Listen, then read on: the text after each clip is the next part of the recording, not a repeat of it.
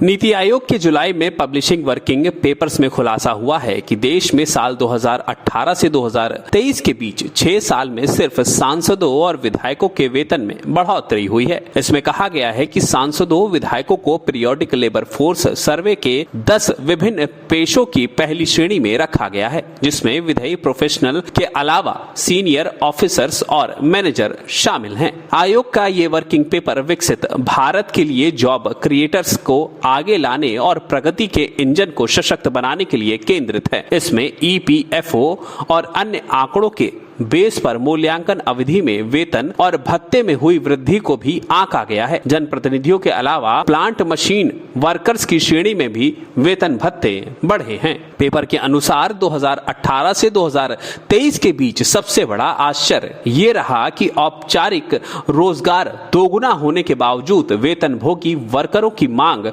अपनी सप्लाई के मुकाबले घटी है। यह निष्कर्ष ईपीएफओ के आंकड़े के आधार पर निकाला गया है। सभी प्रकार के रियल वेजेज और सैलरीड वर्कर में कमी के पैटर्न के बारे में वर्किंग पेपर ने कहा है कि ग्लोबल सप्लाई में बाधा और कमोडिटी प्राइस में उथल पुथल इसके प्रमुख कारण हो सकते हैं। दूसरी ओर कैजुअल वर्कर के रियल वेजेस में हर श्रेणी में बढ़ोतरी हुई है। इसमें भी क्लर्क और प्रोफेशनल के वेतन भत्ते अपवाद हैं। कैजुअल लेबर के रियल वेजेस में सबसे अधिक 2.8% की बढ़ोतरी हुई है, जबकि जॉब प्रोफेशन ग्रोथ सिर्फ 0.6% रही है। जॉब स्किलिंग में कमजोरी के संकेत ये हैं कि हर प्रकार के वर्कर्स में भले ही वे सेल्फ एम्प्लॉयड हो, वेतन भोगी हो या कैजुअल हो, सब में क्लर्कों के वेतन भत्तों में गिरावट हुई है।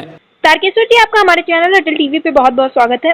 जी जी धन्यवाद। बताइए। नीति आयोग के वर्किंग पेपर से एक बहुत बड़ा खुलासा हुआ, जिसमें निकलकर सामने आया कि वेतन भत्ते वाले 10 पेशों में सिर्फ सांसदों और विधायकों का वेतन बढ़ा है। तो उसको आप किस तरह से देखते हैं, आपका क्या कहना है इस पर? देखिए, सांसद विधायक तो अंतर विरोध आपस में हो सकता है, लेकिन वेतन भत्तों की वृद्धि के लिए उनमें छपछपा के अपना बढ़ा लेते हैं। उसमें किसी का कुछ जानकारी हो भी नहीं पाती है, क्योंकि वो उनके अपने यही कहना है कि मतलब अपना बढ़ाने के लिए उनको विपक्ष का जो बातें होती हैं वो भूल जाते हैं और के अपना वेतन और भत्ता बढ़ा लेते हैं।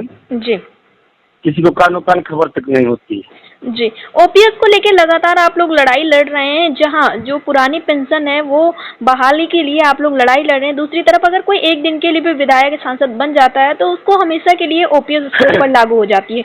और फिर वेतन भत्ते का बढ़ना, तो आप इसको कैसे, क्योंकि कर्मचारी जो है उनका काफी बड़ा हाथ होता है देश के विकास में, और दूसरी तरफ सांसद और विधायक के लिए तो हर सुविधा, लेकिन कर्मचारियों को अक्सर अपनी सुविधाओं के लिए लड़ाई लड़नी पड़ती है। देखिए, सांसद और विधायक नौकरी नहीं है जी। उनको पेंशन किस बात का दिया जाता है? जी। क्योंकि वो नीति नियमता है, नीति संसद में, विधानसभाओं जी तो पेंशन दिया जाता है। जी। और एक ही पेंशन नहीं, अगर एक ही व्यक्ति अगर विधायक हो जाए और विधान परिषद सदस्य हो जाए, फिर जी राज्यसभा में चला जाए, लोकसभा जाए, जी टीचर्स हो पहले, तो तमाम ये 5-6 पेंशन वो पाने का अधिकारी होता है। और जो अपने पूरी देश की खपा देता है, देश के निर्माण में खपा देता है। जी। पुरानी पेंशन पे लाखों सवाल किए जाते हैं। जी। ये जो फ्री का पेंशन पाते हैं, सवाल करते हैं कि इनको पेंशन नहीं चाहिए। जी। ये बड़ी दुर्भाग्यपूर्ण स्थिति है। पहले हिमाचल में जी इसके पहले भारतीय जनता पार्टी की सरकार थी, वहाँ पे पुरानी पेंशन के लिए आंदोलन हुआ। जी। ने कहा कि अगर चाहिए तो आप भी चुनाव लड़के पेंशन पा जाइए। जी। वहाँ के शिक्षकों कर्मचारियों ने चुनाव तो नहीं लड़ा, जी, लेकिन अपने वोट की ताकत से अपनी पुरानी पेंशन बहाल करा ली और उनको भी पुरानी पेंशन दिलाने का काम पूर्व कर दिया। जी। तारकेश्वर जी, जी तारकेश्वर जी, अखिल भारतीय रक्षा कर्मचारी महासंघ ने ये अपना स्टैंड साफ कर दिया। उनका कहना है कि अगर एनपीएस पर ही वार्ता करनी है तो सरकार के साथ बैठक का हम बहिष्कार करेंगे। तो उस पर आपका क्या कहना है? मैं स्वागत कर जी पेंशन की लड़ाई लड़ रहे हैं कि एनपीएस में सुधार की। जी हम बहुत पुरानी पेंशन की बात करते हैं, उसकी मांग कर रहे हैं। जी जी के साथ एनपीएस तो निश्चित रूप से रक्षा का वो जो निर्णय है बिल्कुल स्वागत योग्य है। हमको हूबहू पुरानी पेंशन चाहिए, हमको एनपीएस पे सुधार नहीं चाहिए। इसका मैं स्वागत करता हूँ। जी, इसी के साथ ये भी देखा गया था कि बजट पेश करने के दौरान जो वित्त मंत्री निर्मला सीतारमण है, उन्होंने ओपीएस का जिक्र तक नहीं किया, जबकि ओपीएस का एक ऐसा मुद्दा है जो पूरे देश में उछला हुआ है और हर एक तरह से इसको उठाया जा रहा है। कर्मचारी हर एक प्रकार से इसको सरकार तक पहुंचा रहे हैं और जब बजट पेश हुआ तो एक जो बहुत महत्वपूर्ण बिंदु था उसका कोई जिक्र ही नहीं हुआ।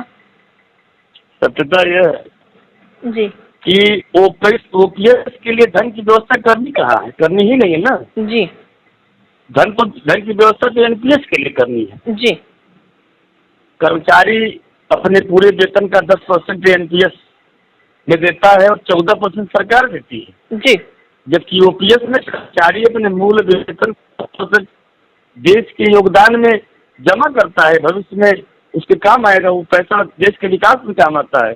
जी तो ओपीएस में तो पैसा मिलना है सरकार को। जी जबकि एनपीएस में उल्टे देना पड़ेगा। जी अभी किसी को समझाने कोई समझा नहीं पा रहा कि ये क्या विभिन्नताएं हैं।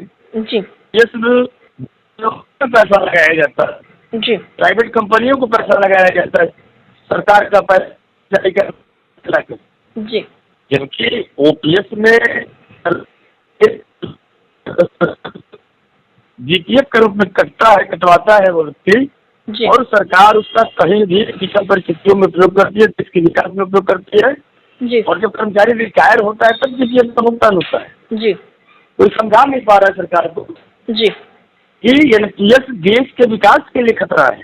जी जी तारकेश्वर जी, अटल टीवी से जुड़ने के लिए बहुत बहुत धन्यवाद।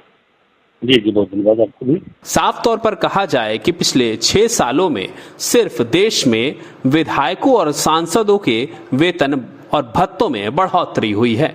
आपने गली कूचे चौराहों पर यह बात कहते हुए सुना होगा कि भाई एक बार विधायक या सांसद बन जाओ तो जिंदगी भर मौज होगी। और उसी का जीता जागता सबूत ये पेपर्स हैं जिसमें ये खुलासा हुआ है कि पिछले 6 सालों में भारत में अगर किसी का वेतन और भत्ता बढ़ा है तो वो सिर्फ इन्हीं लोगों का।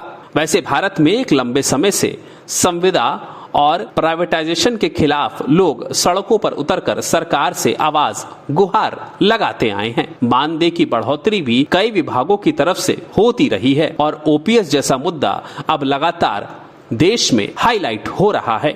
लेकिन इन सब के बीच में नीति आयोग का यह खुलासा जिसमें यह कहा गया है कि पिछले 6 सालों में अगर किसी का मानदेय, सैलरी, भत्ता बढ़ा है तो वह सिर्फ विधायकों और सांसदों का ही है। ये कहीं ना कहीं जले पर नमक जैसा काम कर रहा है। डेस्क रिपोर्ट, अटल टीवी।